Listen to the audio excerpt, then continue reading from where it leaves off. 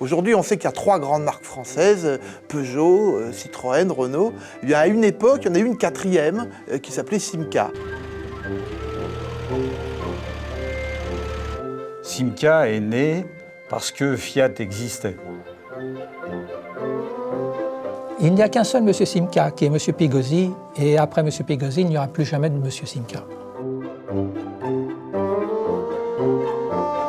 Si je devais faire un reportage ou un article, un portrait plus exactement de Henri Théodore Pigozzi, je crois que je dirais que c'était un homme d'abord visionnaire.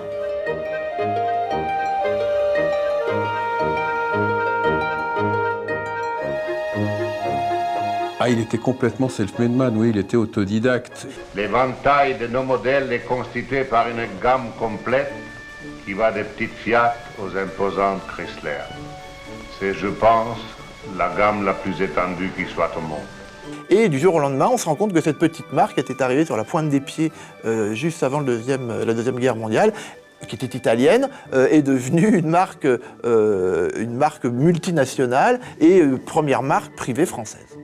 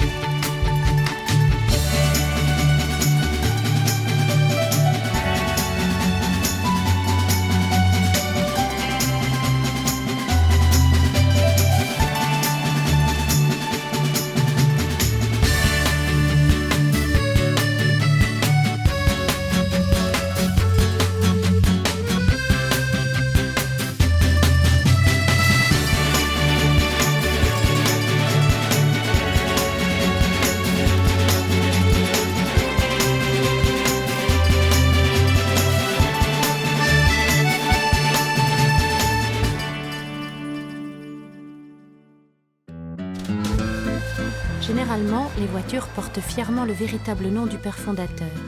Simca fait exception à cette coutume.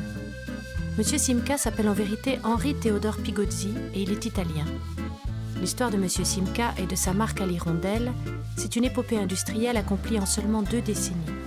Simca, c'est aussi l'ascension sociale en France d'un Italien venu du Piémont, qui fera d'une filiale de Fiat une marque à part entière. En 1926, Fiat, voulant réorganiser son réseau de vente français, crée la SAFAF, Société anonyme française des automobiles Fiat. Et à la tête de la SAFAF, ils ont mis un jeune Italien qui était très très prometteur et qui plaisait beaucoup à M. Agnelli, qui était Enrico Pigozzi, qui, arrivé en France, a francisé son prénom à Henri Pigozzi. Il admirait beaucoup Henry Ford. Il faut voir ce que c'était, l'Amérique à l'époque, et les usines Ford, et Detroit, et c'était une chose extraordinaire. C'était l'Eldorado des industriels de l'automobile. Et donc, c'est vrai qu'il a pensé que ça lui porterait chance et qu'il a ajouté le nom de Henri à Théodore. Monsieur Simca, c'est Henri Théodore Pigozzi, Enrico Pigozzi, qui est né à Turin, qui a perdu son père très jeune, qui était le fils cadet d'une famille où il y avait 3 sœurs aînées et lui. C'est un garçon qui s'est formé tout seul, dans une famille quand même de personnes qui avaient de l'éducation. Alors Henri Théodore Pigozzi, c'est un personnage qui est haut en couleur, qui est une espèce d'Agnelli qui se serait dédoublé pour la France. Mon père était journaliste automobile et il me racontait, il me parlait de ce personnage comme étant très haut en couleur, en roulant des airs, parce qu'il a quand même un accent italien. C'est-à-dire qu'il s'est très vite intégré. Mon père faisait une chose, il a appris le français très vite.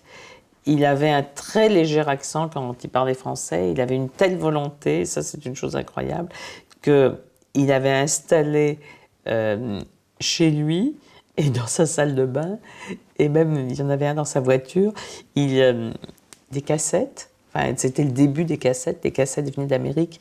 Il répétait, il écoutait des textes français. Après ça, il a fait la même chose avec l'anglais.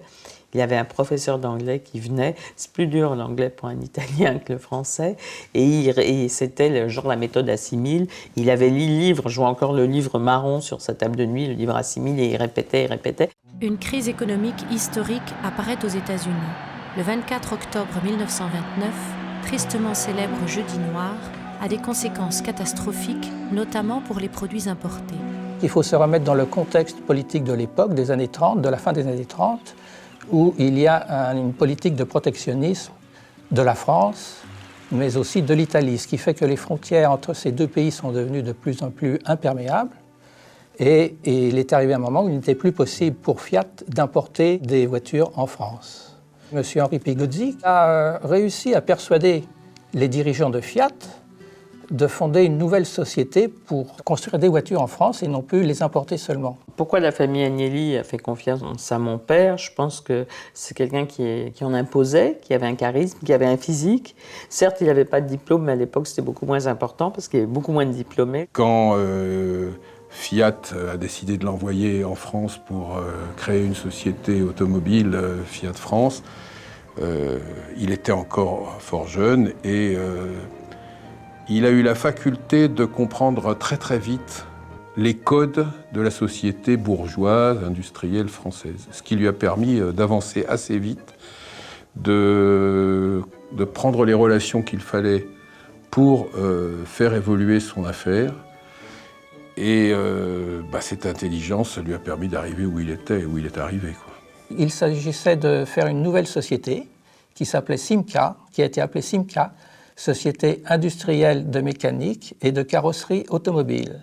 Si M. Pigozzi n'avait pas été là, il est fort probable que Fiat n'aurait pas pris le pari de fonder Simca. Il est d'autant plus intéressant et surprenant de voir la création d'une société comme Simca en 1934, puisque c'était l'époque de la Grande Dépression, où beaucoup de constructeurs étaient obligés de fermer leurs portes. En fait, cette fondation de Simca a été faite par les hommes d'affaires pour acheter une usine.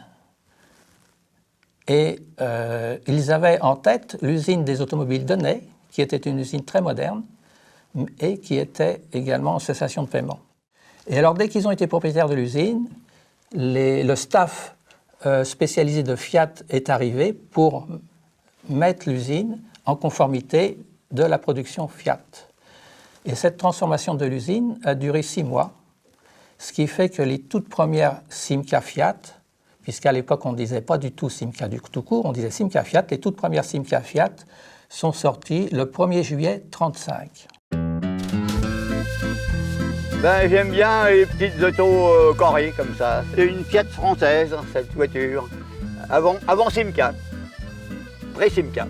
Le type français, c'est 6 chevaux Fiat, mais en Italie, c'est la Fiat 508, qui est identique. C'est la 361e. La majorité des pièces viennent d'Italie. La carrosserie est de Manessius, fabriquée aux côtés de Paris, et le moteur venait de chez NSU Fiat en Allemagne, en 1932. Ces petites Simca Fiat avaient beaucoup de succès. C'était l'équivalent français de la 6 chevaux Balilla italienne. L'affaire Simca a démarré comme ça.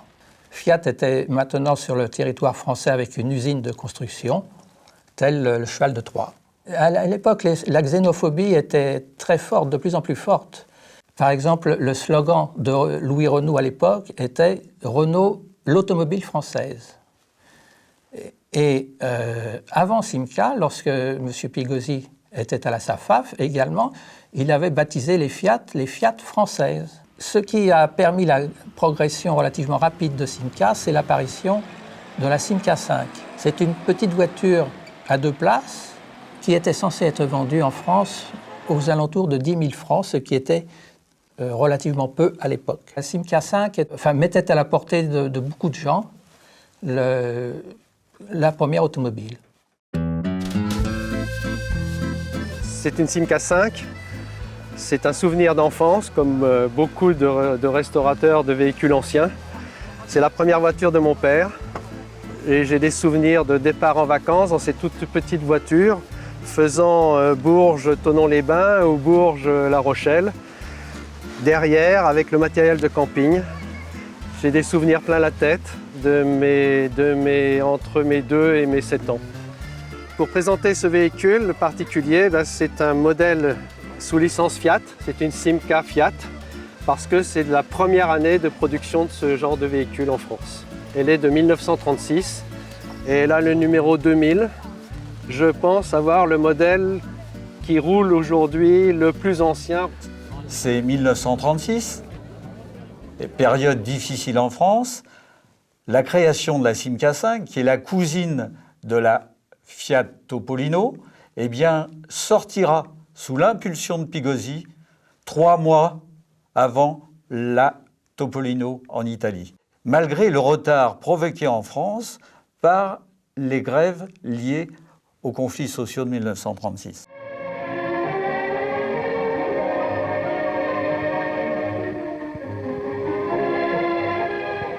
Toutes ces fleurs font penser à la campagne. Et en 1936, à Nanterre, on y est presque.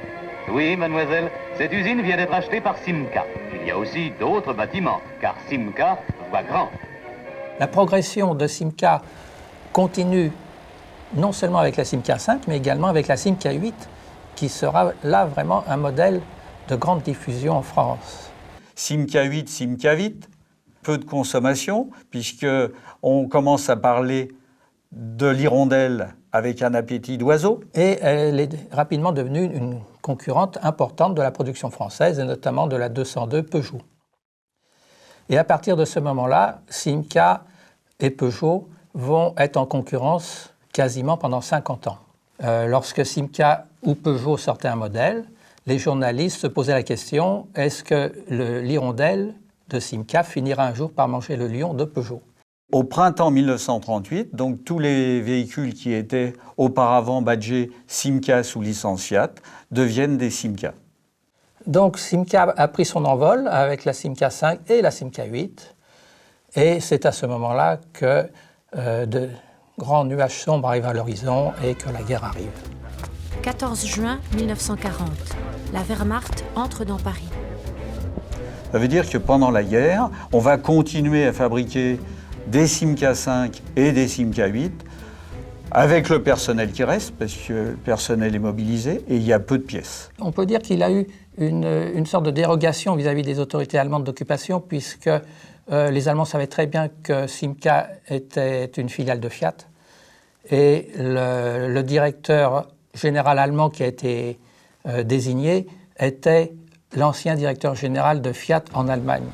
Donc il y a eu une sorte d'incointance, si vous voulez, mais Simca, sous l'occupation, n'a pas fait grand-chose au niveau collaboration. Ils ont simplement fait des patins de chenillettes, des choses comme ça. Mais M. Pigosi a senti très vite que ça n'allait pas durer et que la victoire alliée allait arriver. Et sentant le vent venir, il s'est rapproché de la GFA, Générale Française Automobile, pour inclure Simca dans la GFA. Désormais, Simca voulait être français, un constructeur français à 100%. Suite au plan Ponce de relance de l'automobile française après-guerre, qui chargeait les gros constructeurs tels Peugeot et Renault de fabriquer des voitures populaires, la GFA, elle, regroupait de plus petits constructeurs. Alors c'est une voiture qu'on a trouvée dans un petit journal qu'on a reçu dans notre boîte aux lettres. Et puis on est allé la voir pour le club. Et quand on l'a vue, on a décidé de la garder pour nous. En plus, c'est une voiture qu'on a trouvée à 15 km de chez nous, dans la région de Charleroi, tout près d'où on habite. Alors c'est une Simca 8 1200 de 1950, fin 1950. C'est une voiture qui a un écusson GFA, c'est une caractéristique. Portière papillon avec donc sans montant central, très particulier. Alors le moteur 1200 est en fait un moteur qui a été fait par Simca déjà pour les premières Simca 8 et qui a fait toute l'histoire des Arondes finalement. C'est le même moteur que dans les Arondes, dans les 1300, les 1500 qui ont suivi.